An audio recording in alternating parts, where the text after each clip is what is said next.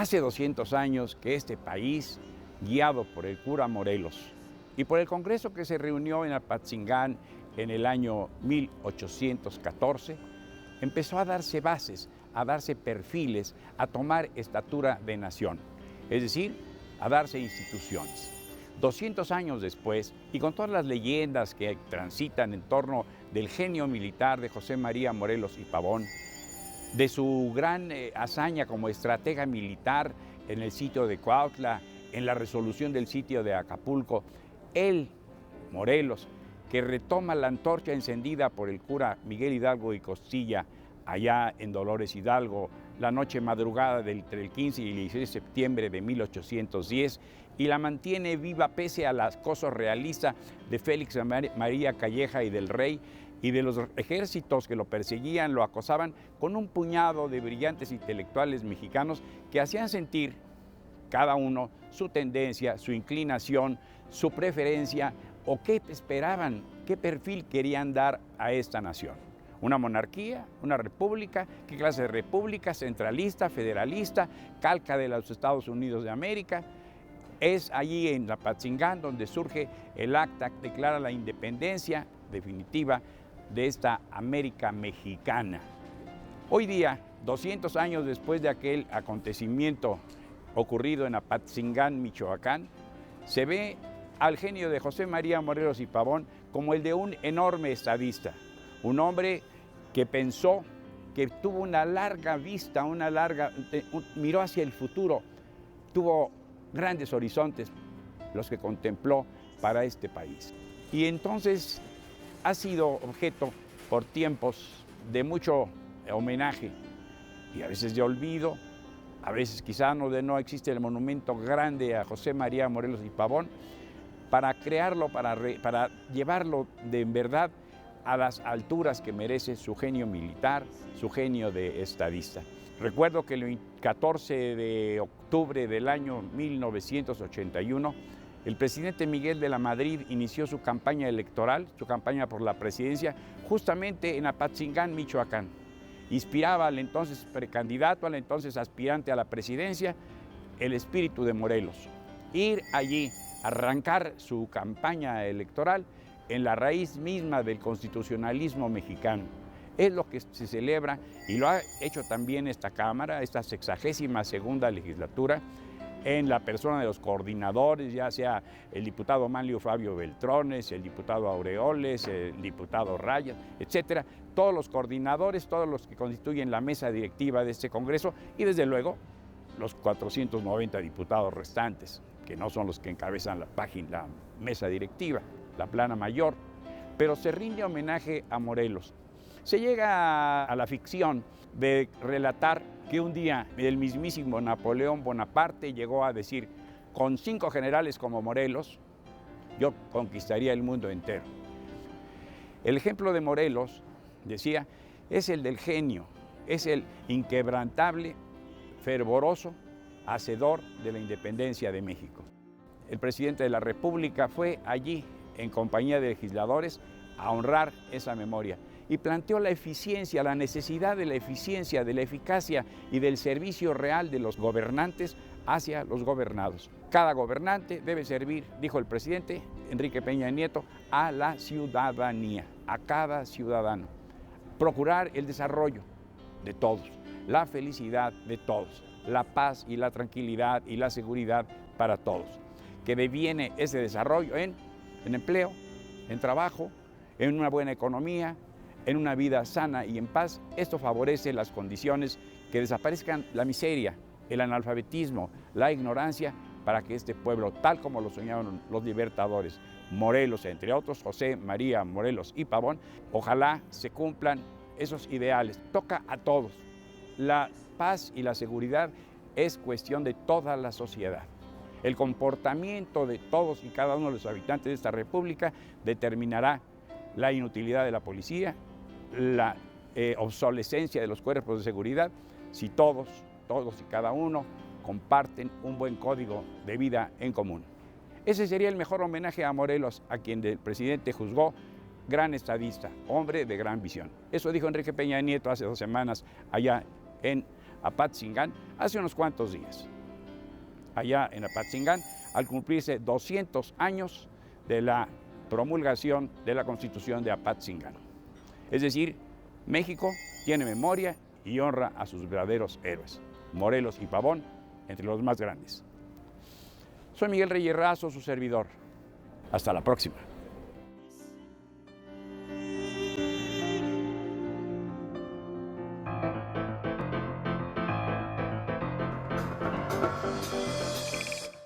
Bienvenidos de nuevo desde el Congreso, hoy tocando el tema de noviembre, el mes internacional de la no violencia contra las mujeres. Diputada, me gustaría que profundizáramos un poquito más acerca de donde quedamos en el bloque anterior sobre las modificaciones y reformas que ya están en vigor actualmente gracias a la Comisión. Sí, yo creo que mis compañeras han hecho una buena semblanza del esfuerzo que hemos realizado durante 2 años. Yo agradezco muchísimo a quienes se han esforzado. Algunas diputadas han confiado en nosotras mucho y no se han metido al tema porque nos han tenido la confianza de que nosotras podemos sacar adelante estas reformas. Pero quiero profundizar en algo muy importante que dijo la diputada Rocío García Olmedo. Tipificar el feminicidio, que es la forma extrema de violencia contra las mujeres, porque la violencia contra las mujeres tiene el objeto de dañar, de sacar provecho, pero como lo dijo Rocío, es acción u omisión, es lo que se hace y lo que se deja de hacer. Provoca daños, por supuesto, pero el feminicidio no tiene la intención de provocar un daño, sino de provocar la muerte de las mujeres. Entonces, tipificar este delito costó mucho trabajo y una solicitud que nos hicieron en el Distrito Federal y a nivel federal también fue que no se incorporaran, como lo dijo la diputada, elementos subjetivos. ¿Qué quiere decir? Que si tú, la definición fue, comete el delito de feminicidio quien atenta contra la vida de una mujer por la desigualdad de la que son víctimas, por misoginia y por machismo. Un juez o una jueza te dice, no, pues, ¿y cómo demuestro la desigualdad?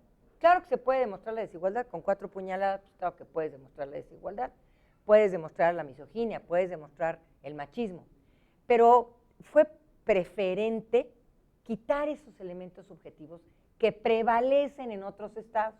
Puebla es uno de los estados que tiene lamentablemente todavía ese elemento subjetivo y hay que quitárselo. Entonces, ¿qué hicimos en otros estados o qué se hizo a nivel federal? Porque aquí en el Código Penal quedó incorporado el tipo penal de feminicidio. Comete el delito de feminicidio quien atenta contra la vida de una mujer en razón de género. ¿Qué quiere decir? Pues por el hecho de ser mujeres, pero ¿cuáles son las razones de género? Que se encuentre el cuerpo arrojado en la calle, que tenga antecedentes de violencia, que tenga rastros de violencia sexual, que sea cometida por una persona funcionaria pública o con una persona que se ha tenido una relación de hecho. Es decir, eso es más fácil, es un elemento más objetivo para demostrar que es un feminicidio. Yo a veces siento que a los hombres les estamos dando ideas. Les estamos dando ideas de cómo asesinar a sus mujeres, pero también le estamos dando herramientas y elementos a las autoridades de cómo llevar a cabo una investigación. Todos los delitos cometidos contra las mujeres, sobre todo los homicidios, deben, desde mi punto de vista, ser investigados como feminicidios, como se está haciendo en algunos estados. Y después ir descartando y decir, esto no es un feminicidio. Pero cuesta mucho trabajo y las autoridades tienen que ponerse a trabajar sobre esto. Bien, diputada Aida Fabiola Valencia, ¿cuáles son las entidades que resultan más afectadas por el fenómeno de la violencia hacia la mujer o del feminicidio también, tocando el tema un poco de… Yo creo que en toda la República tenemos el problema. Decirte que hay un estado que en especial está más señalado, vimos las muertas de Juárez, que sin duda nos dejó marcadas y eso hizo que muchas mujeres en el mundo se volvieran a organizar, se volvieran a sumar al grito de decir basta de tantos feminicidios, basta de tanto maltrato a la mujer. Juárez fue un ejemplo de lo que no tiene que suceder y gracias también a toda la unión de las mujeres de todos los sectores, todas las voces se oyeron, se empezó también a atender el tema de los feminicidios y hoy podemos hablar de que ya se puede castigar. Yo creo que pasa desde el sur hasta el norte.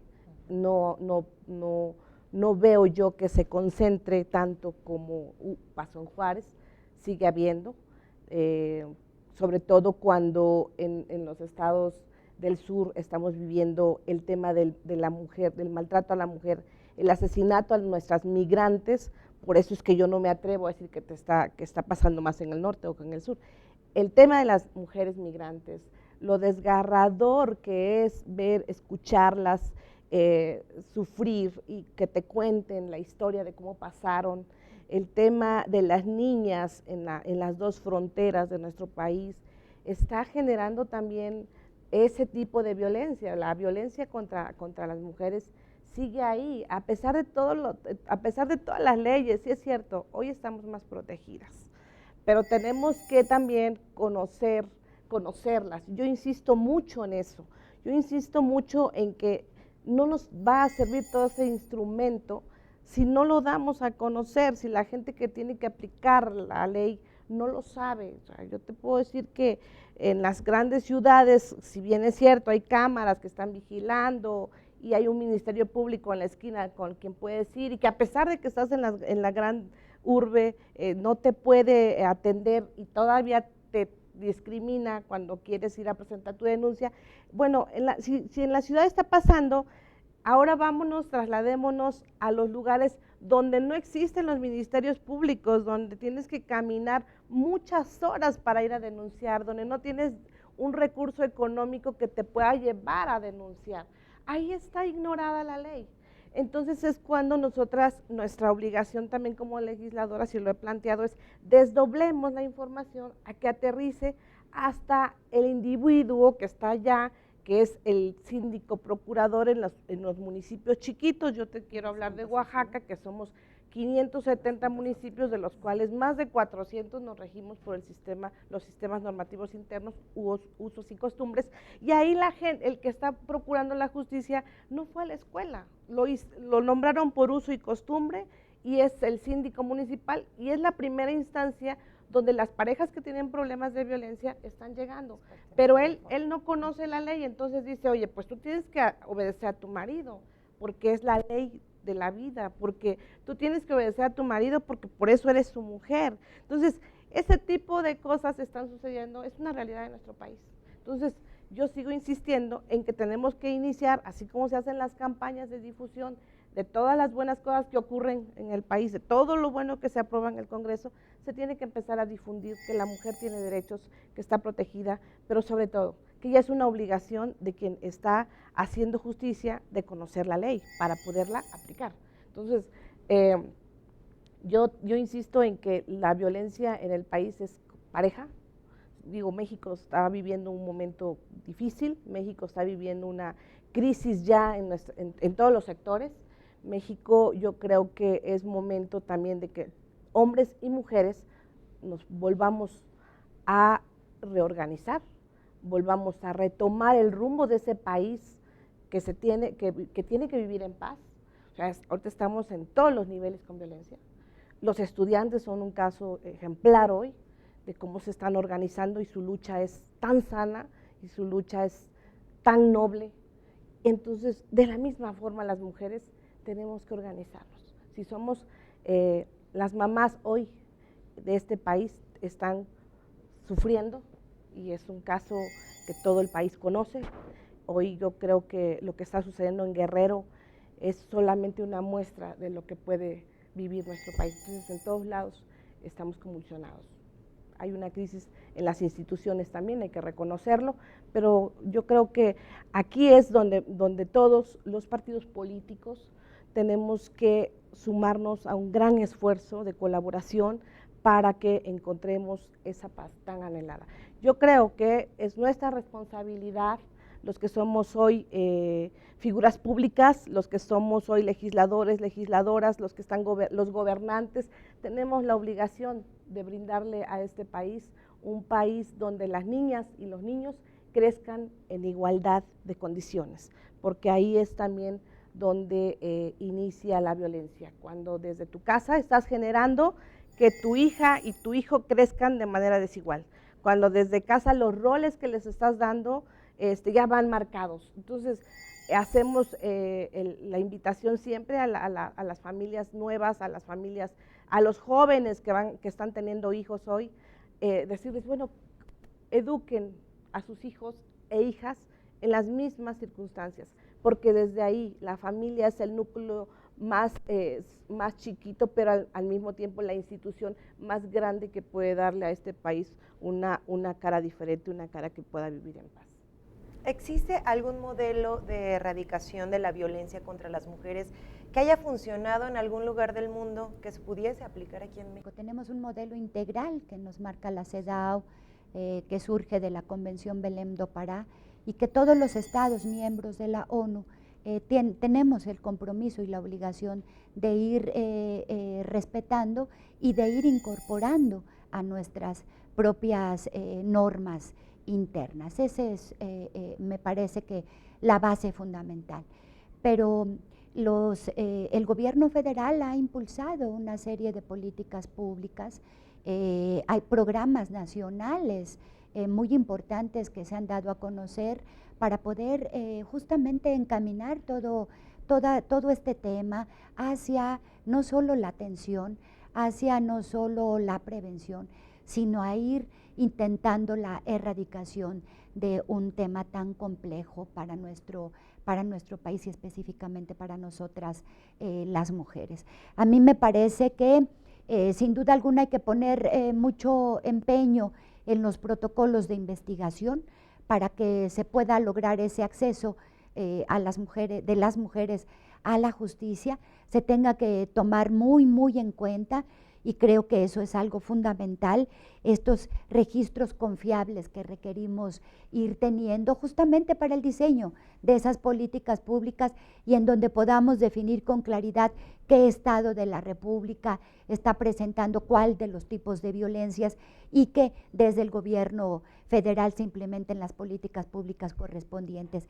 La INDIRE, que es esta encuesta nacional sobre la dinámica de las relaciones en los hogares, ha dado a conocer datos muy precisos en torno a los estados de la República donde más se ejerce violencia. Te voy a dar solo algunos. No sé si podríamos, perdón, diputada, que la interrumpa, podríamos retomar esas cifras una vez que regresemos del corte comercial, por favor. Supuesto. Adelante.